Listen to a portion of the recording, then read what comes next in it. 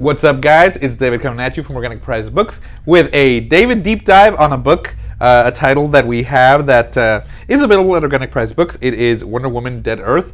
It is a pretty thin book. Before we get started, guys, as always, if you want to be eligible to win a $25 gift card, all you got to do is subscribe to the channel, leave a comment down below. So this one is a title we've had for a while, and then I've seen it, and I told JP, you know what, I want to read this one. And shout out to Chris. He actually, in the live stream, he recommended it. He said it's really good. So I was like, you know what, let's go ahead and read it. I want to say it took me maybe about an hour to read. It's that good. Quick. The interesting was the story is really, really cool. Okay, so let's take a look. Here is the front, the spine, and the back.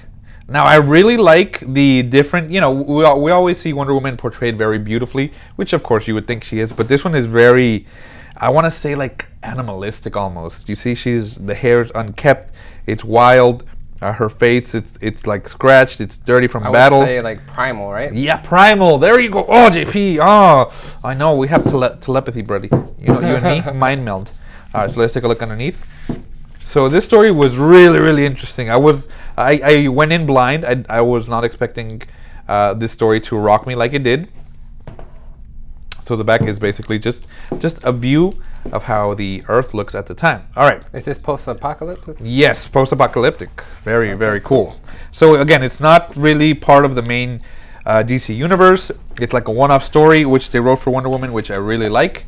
And let's take a look. So it doesn't really say the issues it collects or anything. It just says by Daniel Warren Johnson with Mike Spicer. Yeah, and it is basically one of the Black Label, the DC Black Label titles that they have, which are more adult oriented. So let's take a look.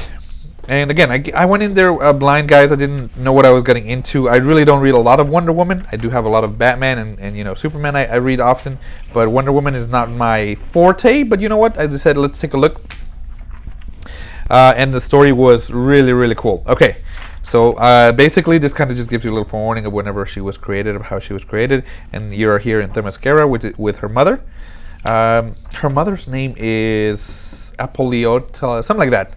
I forgot how it is, but you can see what happened. So this is kind of just a preview whenever she met the pilot, Steve something, I forget his name, but she kind of met him, but then you see what happened here. So this is basically explosion. So that's basically how the world was destroyed.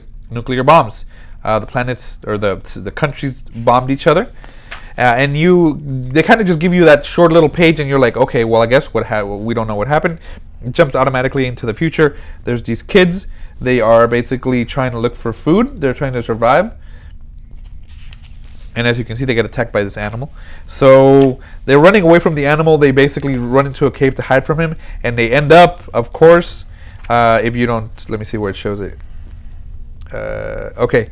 They end up on top of her, like this, basically like a cryo chamber. It breaks open and there's Wonder Woman. And she basically fights and kills the monster, as you see here. But she's not as strong as she should be. So she's actually weaker than she was, and she doesn't know why.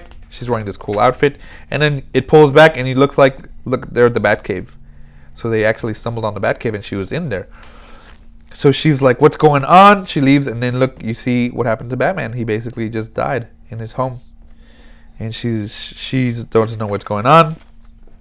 And we had a first view at the world basically after the apocalypse. The world was devastated by bombs, and it's nothing but a wasteland. So she's like, okay, well, I gotta go with these guys because I mean I don't know anybody else. She takes the utility belt from Batman, and she gets, I guess, part of her costume that she had left, and then that's where we get this cool look. She's wearing the bat belt or the utility belt. So she goes into this basically a settlement that they have where they trick her and they basically sell her as a slave to fight, which kind of reminds me a little bit of World War Hulk. And then they put her to fight Cheetah, which, if you know, is one of her main bad guys. But this is like a cheetah that has been mutated. Look, like things are coming out of her face. She has an actual cheetah for an arm. And then she's like, what's going on? And then while this is happening, they get attacked by these mutant animals. And so the militia goes out to stop them. And while that's going on, she decides to help them out. And as you can see, she's kicking ass, taking names. making them all her little pets. I don't want to say the B word because little pets. So she saved them, and she's like, "What's going on?" She wants to help Cheetah because she's like, "What? You're the only person I have a connection to. What's going on?" And she's like, "Nope, I'm gonna just leave," and she leaves away. So Diana becomes the hero of the settlement, and she's like, "We're gonna leave here. We're gonna go find Themyscira. We're gonna go live there." So they decide to go. She finds the city. There we go. Yeah. Oh well, she gets. They kind of preparing to leave. They finally set out. The whole city basically goes with her to find a place to live that's better than what they were. And they get attacked by a giant, enormous monster. So they're like, "Oh no!" And then Diana's like, "Well, we gotta do what we gotta do." She drives a car into it and basically throws gasoline and boom, blows them up. Kapow! Anyway, one of the guys is like a very scientific person. He's like, "Hey, you gotta see this. This thing looks like it's a human from the inside." So they're like, "What?" Anyway, she finally gets to the lighthouse that leads to where she can get to the Themyscira. She goes over, and when she gets there, it looks like it's basically been destroyed as well. So she's surprised at that because supposedly Themyscira shouldn't be affected by anything from the ordinary world, such as a nuclear holocaust, because it's a magical place. So she goes in there, and she ends up finding her mom. But then we see that her mom is a monster. Oh my goodness, that just does not look right. Ugh. And then her mom kind of basically tells her that the warheads that they sent out were actually aimed at the Themyscira to destroy them, because they were basically trying to help the world. Or they were basically tired of the world being destroyed by humans. So they're like, we're gonna take over all the humans and force them to live in harmony. And of course, humans would not allow them to do that, so they basically attacked them. And then they start fighting with one of the other Amazon protectors that they had here. It's this cool like suit of armor that she's in there with a sword, and she kills this guy. Oh no, the scientist guy. So then Cheetah, she's about to die, or she's about to get beat when Cheetah arrives with the Pegasus that's also a little bit mutated. So they basically save her and they fly away. And they're like, we need to go. She doesn't understand what happened to that. Why did Themyscira get attacked? So she's like, the only person who could still be alive, who can possibly help us, is of course the immortal Superman. So she's like, let's go find him. And then she travels basically all the way to. This kind of told you what happens basically. What I summarized is that the world, she was trying to be like a peacekeeper, but the world wasn't being peaceful with each other, so they were going to take over.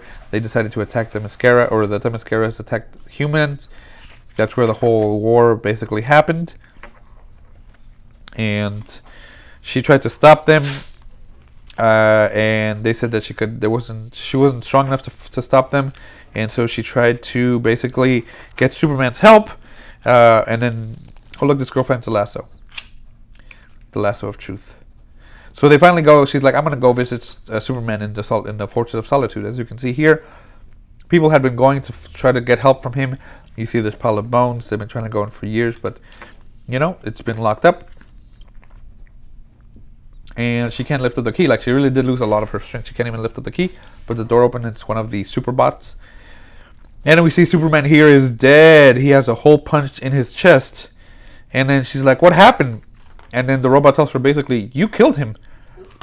And so it kind of brings back the memory. Superman's over here fighting the Amazons, trying to basically stop Wonder Woman, and then he sees the rockets going off. So he's upset at them for doing that because he was trying to find a peaceful solution, but they had already set off the rockets. So he goes to try to stop them, and then Wonder Woman, of course, tries to go to stop him as well. So this also is a little bit different from the regular Wonder Woman, or I might be wrong, but basically she had the gauntlets that she wears that like deflect bullets basically had been holding her power back because she was way too strong, so that they used those to magically suppress her power. So they took them off so that she could use her full power to try to stop the rockets. And she did stop a lot of them, but there were so many that, of course, that they landed on Themyscira and destroyed the world. This made her, of course, incredibly upset, and Superman is like, hey, I tried this, this was not my intention, I didn't want to do that. She goes full rage mode, full berserk mode, and basically she starts fighting Superman, and he's like, you want to go? Let's go. Pop! They start fighting, they start going at it hard. It's a good fight. That would actually be a good fight if she actually went full out. Because she's technically one of the best fighters in the DC universe because she's been trained for so many years, for thousands of years, in the art of actual combat. So she definitely has that over Clark. Clark, of course, has super everything. So it would be a really good fight. Anyway, as you can see, the rockets landed all over the world and they basically destroyed everything. So she's still upset. They end up fighting in the Fortress of Solitude, and she grabs kryptonite, crushes it between her hand, and uses that to basically punch him in the chest. Boom, straight through the chest. So he basically dies, and then she remembers all of that. So she passes out, or it kind of shows what happens, even though, and you see it's cool because it shows Bruce Wayne, an older Bruce Wayne. He's like, I want to kill you, but I can't because you're the only hope to save the world. And so he puts her in the chamber and lets her live, basically. And then we see this, because this lady was like, oh, she was kind of suspicious of Diana because she was like, you're not a human, why are you helping us? And then the Lasso of Truth is like, I really am trying to help you. So they finally go ahead and they're like, okay, well, we got to prepare for battle. We got to take all the tools and all the weapons from the Fortress of Solitude to fight the Amazons that are now coming to destroy the rest of humanity that's left. And then since she isn't fully powered up, she's like, I need a weapon. So what she does, JP, what do you think is the craziest weapon she could use? Remember that he said that's the ultimate bad guy slayer? Chris told us? Yeah. So you know what she does? What? She takes Superman's spine and uses it as a whip. What the She heck? rips off his spine since it's basically invulnerable. She puts the golden lasso through his spine, and so she has his skull like a freaking, like a, oh my gosh, like a mace. This thing Bah! is savage. It is. I can understand why they named it the black. They put it under the black label. Now you know Wonder Woman's stronger than Superman. You heard it here first. Anyway, you see here Batman. He's like, they basically took off her magic, so that way she's not as strong. She took it off, and he basically just went out and had a drink and basically died. And he took off the magic because he wanted to give it to a human so that they would know that humanity was ready to give it back to her. She goes and she fights. You see here all the humans are ready to go, and the Amazons attack. So all the Amazons basically transformed into these monsters since they are basically immortal. They mutated and became these monsters, and now they're going to kill all the humans. They're fighting there. The Pegasus is fighting a dragon. Wow! She's using that Superman skull to just destroy. Whap whap! She's hitting him. She's hitting with that whap, that bad ass weapon right there. And so then finally, like, she, this whole thing is just them fighting. It's really cool. The mom finally shows up. And she's like, I'm going to kill all of them. Diana, please don't stop me. I'm still your mother. And then, she's getting beat because she's not, of course, at full strength. So then that's when the robot tells him basically a human has to make the decision to give her back her powers when you understand her or you fully trust her. So he finally does. He jumps. He basically gives her power, as you see right here. He injects her.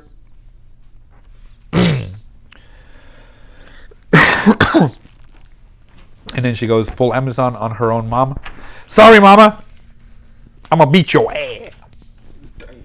She's using that skull like no other, bro. now Dave is dying over here. And yeah, then she kills all the Amazons to protect the humans. So this book is also a real portrayal of her. Like, she knows she's an Amazon and she wants to protect the humans because she loves them, but she's fighting her own family, her own mother, her own sisters that have mutated. So it's kind of this constant struggle she's going throughout the whole book of, should I go with the Amazons and kill all the humans because they killed my family, or should I go with the humans because there's still hope for them to survive and to become better. Of course, she chooses the humans, and they basically bury everybody, as you can see here. Oh wait, no, they don't kill her mom. They basically let her mom go. I apologize. And so she goes looking for her mom, but you know they're immortal, so they don't find her. And she's like, "That's okay. We're gonna be able to survive." So she just kind of closes out, saying that she has put her faith in humanity, and that she wants to help them, you know, survive and thrive in the world. And let's take a look at the cover gallery. So that's the end of that. That's really cool. Like I said, she's very primal in this. The art style is very primal as well. Like, it's not made to look pretty because it's post-apocalyptic. It's just, you're just trying to survive. So the artwork feels like that as well. It's very primal. I like that a lot. This is some of the cool artwork, as you can see. I like that. This one was cool, with the lassos wrapped around her. All the monsters, which are basically her sisters. Oh! What would you give this out of a David out of 10? I actually liked it. I'll give it 4 Davids out of 5 Davids. 4 Davids out of 5 Davids? Yes. Okay. And then this is like the sketch art of all of them. That's really cool. The cheetah. That's how she has. She actually had the cheetah for hand. That's funny. I wonder if she talks to it. And the logo. I really like the logo because it's kind of like a spray paint, because you know it's just very not minimalistic, more like, you know, like you see it a lot in post-apocalyptic movies, just spray paint everywhere, like just kind of how they write their messages. That was really cool. So I really liked it. It was a short read. I really enjoyed it. I kind of want them to have another one because I was interested in this world. I want to see what happens because, you know, there's a lot of very strong or immortal characters that would have survived the apocalypse. Green Lantern, you have Shazam, you have the Flash could easily survive in a post-apocalyptic or a nuclear holocaust. You have Lobo. Lobo. You have Darkseid. So like having a, you know, this is just her with the little settlement, but have it expand into the actual world to see what happened. That would be a really cool read. I would definitely like to read that, and maybe they can just expand the book. But I would highly recommend it, guys. If you're not a fan of Wonder Woman, then read this, and you might like it. If you are a fan, then you definitely want to get it. I was thoroughly surprised with it. I wasn't expecting to have it be so captivating for me to just, I need to finish it in an hour. But I mean, I wish it was longer, but it was a good read. So there you go, guys. That was Wonder Woman Dead Earth. Get it at Organic Price Books, and I'll see you guys in the next one.